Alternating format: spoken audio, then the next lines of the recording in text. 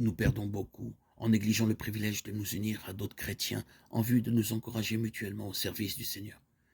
Les vérités de la parole inspirée perdent leur éclat et leur importance. Nos cœurs ne sont plus éclairés et vivifiés par leur influence sanctifiante, et nous déclinons spirituellement.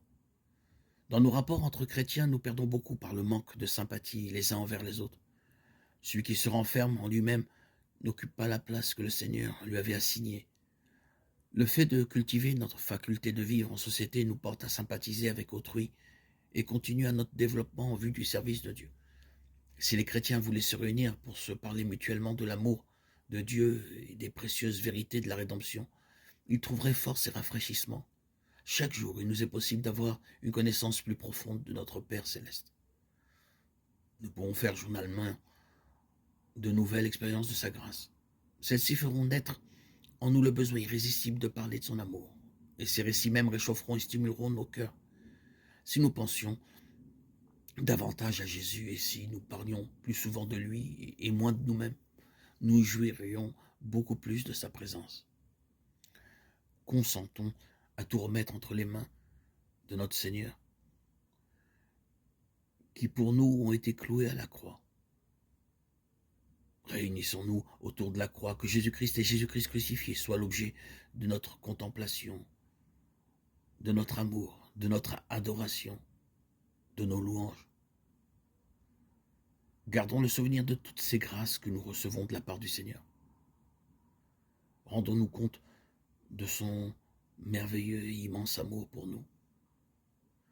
Sur les ailes de la louange, l'âme peut s'envoler vers le ciel. Dieu est adoré dans les cours célestes par des chants et des instruments de musique, et c'est par nos actions de grâce et de reconnaissance que notre culte se rapprochera le plus de celui des armées célestes.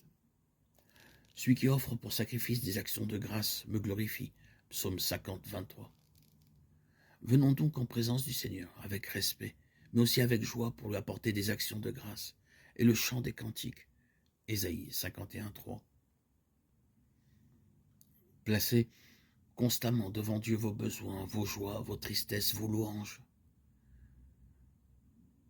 Priez-le, adorez-le. Vous ne le fatiguerez pas. Celui qui compte les cheveux de votre tête n'est pas indifférent aux besoins de ses enfants. Le Seigneur est plein de miséricorde et de compassion. Jacques 5, 11.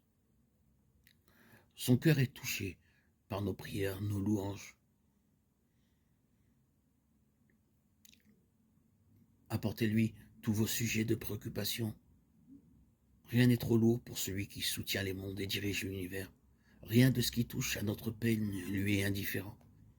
Il n'est pas dans notre vie chrétienne de chapitre trop sombre pour qu'il en prenne connaissance, ni de problèmes si troublants qu'il n'en trouve la solution.